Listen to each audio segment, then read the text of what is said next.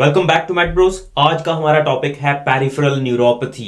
हाथों का, पांव का सुन्न हो जाना, सुइयां चुभना, जलन होना या महसूस करने की सलाहियत कम हो जाना या खत्म हो जाना, इसे पेरिफेरल न्यूरोपैथी कहते हैं।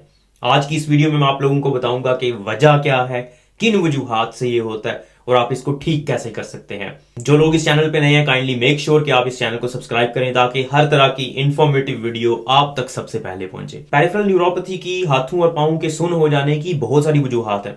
जब तक आप वजह को नहीं ढूंढेंगे तब तक आप उसका इलाज ठीक तरह से नहीं कर सकते। इसलिए सबसे पहले अपनी वजह फाइंड करें कि किस वजह से ये जलन हो रही है, किस वजह से आपको महसूस कम हो रहा है, किस वजह से मसला आ रहा है। जब वजह पता चल जाएगी तो आप आसानी से उसका इलाज कर लेंगे। सबसे पहले नंबर पे है डायबिटीज। शुगर की वजह से जो आसाब होते हैं, जो आपके हाथों में और पाँव में सप्लाई करते हैं, जो महसूस आप करते हैं हाथों में और पाँव में, वो आसाब की वजह से होता है। और शुगर की वजह से अगर आपकी शुगर अनकंट्रोल्ड है तो ये आसाब डैमेज हो जाते हैं। जब आसाब डैमेज होते हैं तो ये अपना काम ठीक तरह से नहीं करते और आपको ऐसे लग रहा होता है जैसे शायद हाथों में और पाँव में सुइयां चुभ रही हैं, हालांकि सुइयां होती नहीं है रियल में, और ना ही जलन हो रही होती है, ऊपर कोई आग नहीं लगी होती, लेकिन आपको फील इसलिए हो रहा होता है क्योंकि आसाब में मसला है। और आसाब में मसला क्यों हुआ?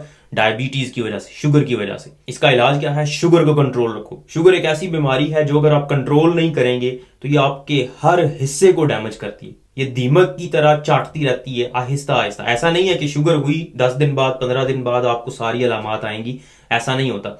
बहुत सारे ऐसे लोग होते हैं जिनमें शुगर का मसला होता है, उनको सिम्टम्स आती ही नहीं है, और बहुत लेट जाके जब उनके ऑर्गन्स, उनके हिस्से, उनके गुर्दे खराब होना शुरू हो जाते हैं, उनके आसाब, उनके हाथों पाँव में सुइयां चुभना शुरू होती हैं, फिर उनको पता चलता है अच्छा हमें तो डायबिटीज है, हमें तो शुगर है। इसलिए शुगर को कंट्रोल करना और उसको खत्म करना बहुत जरूरी है। दूसरे नंबर पे है विटामिन B12 की डेफिशिएंसी। ये एक विटामिन होता है जिसकी कमी की वजह से आपके आसाब प्रॉपर तरीके से काम नहीं करते, और जो ही आपके इस विटामिन की कमी पूरी होती है आपके आसाब दोबारा से ठीक हो जाते हैं। तो अगर आपको विटामिन B12 की वजह से हाथों और पाँव में जलन हो रही है तो विटामिन B12 के सप्लीमेंट्स लेने से या ऐसी खुराक खाने से जिसमें विटामिन B12 ज्यादा होता है आप बिल्कुल ठीक हो जाएंगे। विटामिन B12 किस खुराक में ज्यादा होता है? डेयरी प्रोडक्ट्स के अंदर, दूध के अंदर, दही के अंदर, इसके अलावा जो पोल्ट्री होती है, अंडों के अंदर, चिकन के अंदर, फिश के अंदर, इसमें विटामिन B12 अच्छी मिकदार में होता है। अगर आप ये चीजें नहीं खाते या आप अफोर्ड नहीं कर सकते तो आप विटामिन B12 के सप्लीमेंट्स ले सकते हैं, ओवर द काउंटर मिल जाते हैं, उससे भी आप बेहतर हो जाएंगे। तीसरे नंबर पे है हैवी मेटल्स, धातें। ये भी मुख्तलिफ तरह की फूड आइटम्स के अंदर, हमारी खुराक के अंदर मौजूद होती हैं। बाज़ औक़ात ये दवाइयों के अंदर मौजूद होती हैं, जो सब स्टैंडर्ड दवाइयाँ होती हैं उनके अंदर हैवी मेटल्स मौजूद होते हैं। जो आम लोकल कंपनियों से दवाइयाँ बनती हैं उनके अंदर हैवी मेटल्स मौजूद होते हैं। इसके अलावा हैवी मेटल्स मौजूद होते हैं चाय के अंदर।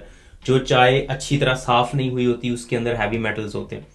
और भी बहुत सारी चीज़ों के अंदर जो सप्लीमेंट्स होते हैं, जैसे टर्मरिक होता है, जो हल्दी होती है, उसके जो सप्लीमेंट्स आते हैं उसके अंदर भी हैवी मेटल्स काफ़ी होते हैं। जो हल्दी है उसके अंदर भी हैवी मेटल्स होते हैं। अगर ज़्यादा मिकदार में आप इस्तेमाल करेंगे तो हैवी मेटल्स आपके जिस्म में ज़्यादा हो जाएंगे, और हैवी मेटल ज़्यादा होने की वजह से भी आपको जलन हो सकती है। अब इसका इलाज क्या है? आइडेंटिफाई करें कि किस वजह से आपके अंदर हैवी मेटल्स ज़्यादा हो रहे हैं, उस चीज़ को अपनी खुराक से निकाल दें।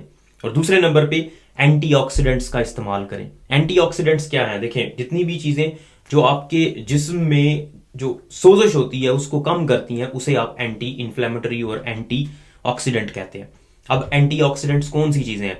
मैंने इसके ऊपर एक डिटेल वीडियो बनाई हुई है, 3-4 चीज़ें हैं, इन चारों चीज़ों के ऊपर मैंने अलग अलग बनाई हुई है वीडियो।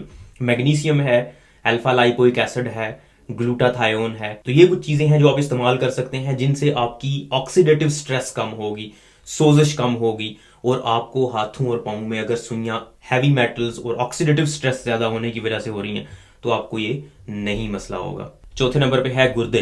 अगर गुर्दे खराब हो जाएं तो उसकी वजह से भी आपको ये मसले होते हैं। तो अगर गुर्दे आपके खराब हैं तो गुर्दों के स्पेशलिस्ट को दिखाना बहुत ज़रूरी है, और दवाइयाँ जो भी प्रिस्क्राइब हों वो आपको इस्तेमाल करना बहुत ज़रूरी है, आपको बेहतरी महसूस होगी। पांचवें नंबर पे जिगर की बीमारी है। जिगर की बीमारी की वजह से भी, क्योंकि जिगर जो है इसके बेशुमार कुछ 400 से ज़्यादा काम होते हैं इसके जिस्म के अंदर, और हर काम बहुत इंपॉर्टेंट होता है। जिगर का एक काम ऑक्सीडेंट्स को ख़त्म करना भी होता है। वही चीज़ जो मैंने एंटीऑक्सीडेंट्स का बताया कि आप मैग्नीशियम लें, अल्फा लाइपोइक एसिड लें, ग्लूटाथायोन लें, यही चीज़ें जो हैं, ये कुछ चीज़ें इनमें से लिवर के अंदर, जिगर के अंदर बनती हैं।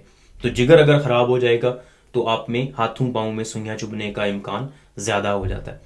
अब जिगर का इलाज क्या है वो तो जिगर स्पेशलिस्ट ही जानते हैं, जो कि आपको डेफिनेटली डॉक्टर के पास जाना चाहिए, स्पेशलिस्ट के पास जाना चाहिए। अगर जिगर का मसला है उससे ये बात डिस्कस करनी चाहिए, वो आपको अकॉर्डिंगली उसका इलाज बताएगा। तो ये कुछ वजूहात हैं जिनकी वजह से आपके हाथ और पाँव सुन्न हो सकते हैं, सुइयां चुभ सकती हैं। उम्मीद है आपको ये वीडियो पसंद आई होगी। इस वीडियो को लाइक करें, इस चैनल को सब्सक्राइब करें ताकि इस तरह की मजीद इंफॉर्मेटिव वीडियोस हम आप तक पहुंचाते रहें।